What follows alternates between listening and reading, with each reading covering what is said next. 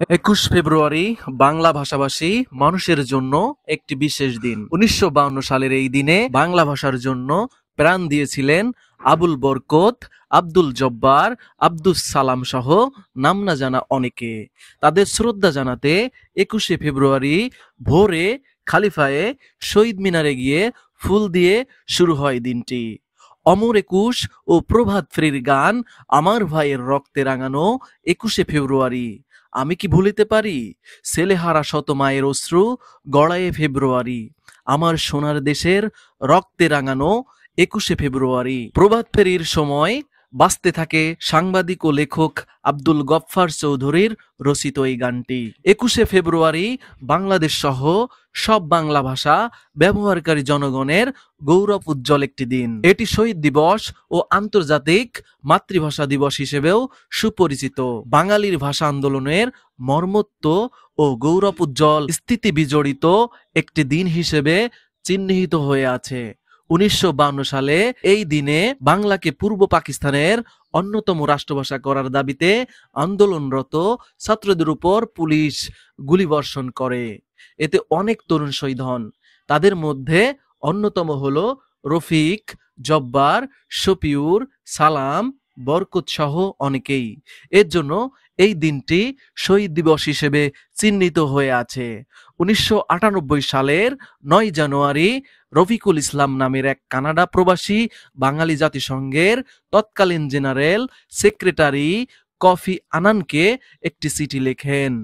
সেই চিঠিতে রফিক ১৯৫২ সালে ভাষা শহীদদের অবদানের কথা উল্লেখ করে কফি আনানকে প্রস্তাব করেন ২১ ফেব্রুয়ারিকে মাতৃভাষা দিবস হিসেবে যেন আন্তর্জাতিকভাবে স্বীকৃতি দেওয়া হয়। ১৯৯৯ সালের ১৭ নভেম্বর জাতিসংঘ ঘোষণা দেয় প্রতি বছর ২১ ফেব্রুয়ারি বিশ্বব্যাপী আন্তর্জাতিক মাতৃভাষা দিবস হিসাবে পালন করা হবে। ২০০০ সালের ২১ ফেব্রুয়ারি থেকে দিবসটি জাতিসংঘের সদস্য দেশসমূহের যথাযথ মর্যাদায় পালিত হয়ে আসছে। তবে ১৯৫২ সালের পর থেকে প্রতি বছর এই দিনটি জাতীয় শহীদ দিবস হিসেবে উদযাপিত হয়ে আসছে।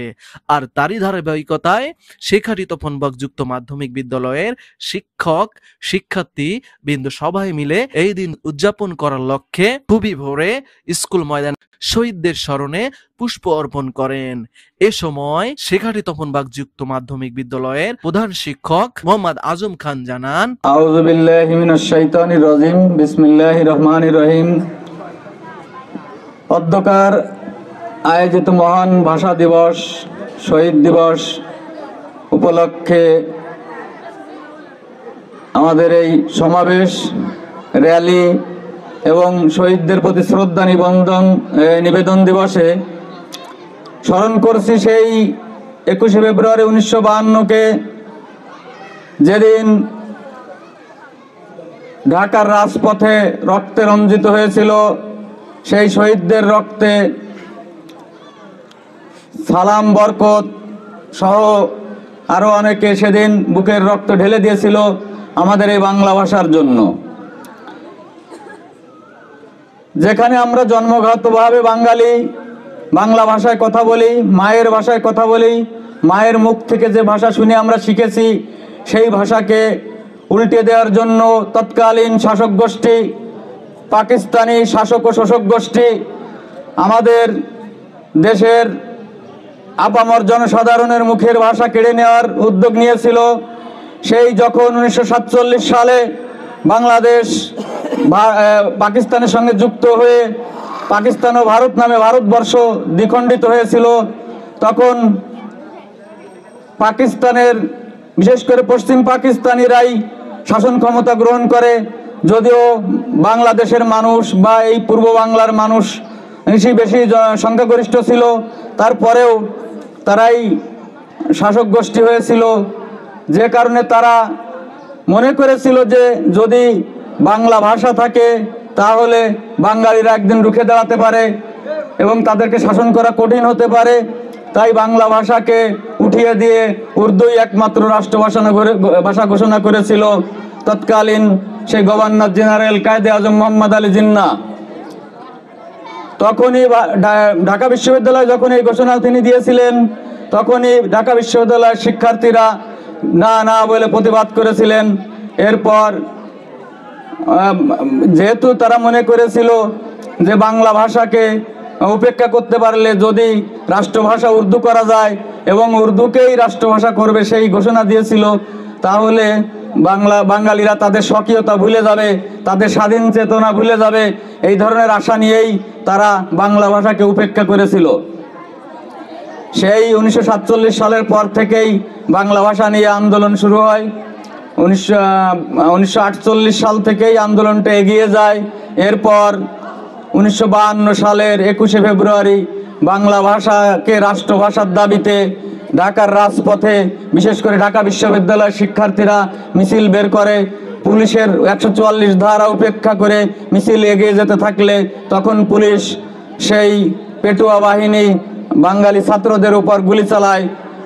শহীদ হয় সালাম, বরকত, জব্বার সহ আরও অনেকে। এরপর পাকিস্তানি শাসক গোষ্ঠী জনগণের চাপে, বিশেষ করে পূর্ব বাংলার জনগণের চাপে বাংলাকেও উর্দুর পাশাপাশি রাষ্ট্রভাষা হিসেবে স্বীকৃতি দিতে বাধ্য হন। সেই দিবস স্মরণে আজকে আমরা উপস্থিত হয়েছি। যারা আমাদের এই মুখের ভাষা রক্ষা করার জন্য শহীদ হয়েছিলেন তাদেরকে আমি শ্রদ্ধা ভরে স্মরণ করি, তাদের আত্মার মাগফিরাত কামনা করি। মহান আল্লাহ যেন তাদেরকে বেহেশত নসিব করে। যারা আমাদের দেশ জাতির জন্য শহীদ হয়েছিলেন সেই শহীদের স্মরণে আমরা আজ উপস্থিত হয়েছি। আজম খানের বক্তব্য শেষে স্কুলটির ধর্মীয় শিক্ষক মাওলানা আবু সাইদ শহীদদের স্মরণে দোয়া প্রার্থনা করেন। কামা সাল্লাইতা আলা ইব্রাহিম ওয়া আলা আলি ইব্রাহিম ইন্নাকা হামিদুম মাজিদ। আল্লাহুম্মা আমিন। রব্বানা যালামনা আনফুসানা ওয়া ইল্লাম তাগফির লানা ওয়া তারহামনা লানাকুনান্না মিনাল খাসিরিন। রব্বুল আলামিন, আমরা আমাদের একটি প্রতিষ্ঠানে আল্লাহ স্যার এবং শিক্ষকরা